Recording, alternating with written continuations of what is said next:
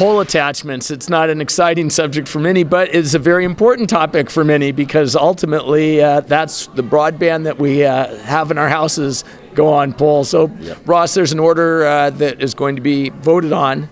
What are your thoughts on that pole attachment order? It's a very good development, this pole attachment order that's scheduled to go for a vote tomorrow. From what we know about it and what's been released, the item seems to be addressing a lot of issues that ACA members have raised about the barriers they face in attaching poles, whether or not it's too costly or it takes too long a period of time.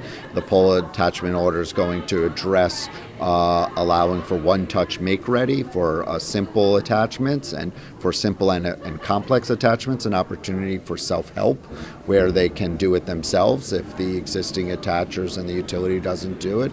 And the order also makes more clear that overlashing is permitted without pre-approval. So all of these things are going to make a big difference for ACA members in being able to reach the areas quicker and faster and with less cost, areas that they've long wanted to reach that currently don't have broadband service. We heard from Tom Cohen that these costs can be significant. It can add like 5 to 10% of construction costs, right, or capital.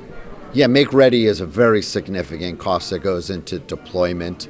There's the costs of moving things, moving existing attachments, the delay in the amount of time, really kind of improving the make-ready process, really kind of moves the needle in broadband deployment. And that's why ACA has been very active in trying to make sure that the Commission understands the concerns of ACA, and we help to work with the FCC on ways that those issues can be addressed. And we think the FCC has made some important steps in this coming order.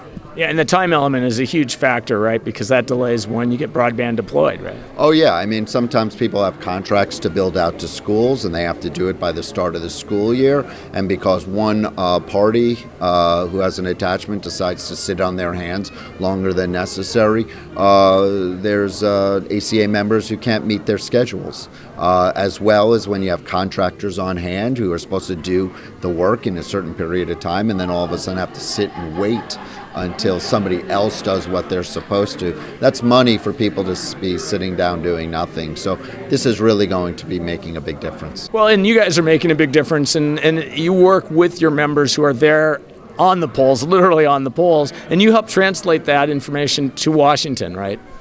We've had probably 20 to 30 calls with ACA members, sometimes multiple times with them, with members who are building out, members who are existing attachers, people who are doing the construction for ACA members to understand what their issues are. There's a variety of issues out there. It depends sometimes on who the utility is that you're working with. What is the ground that you're doing it? Can you do underground? Is that an option? Is the state regulated? Is the state not regulated for poles?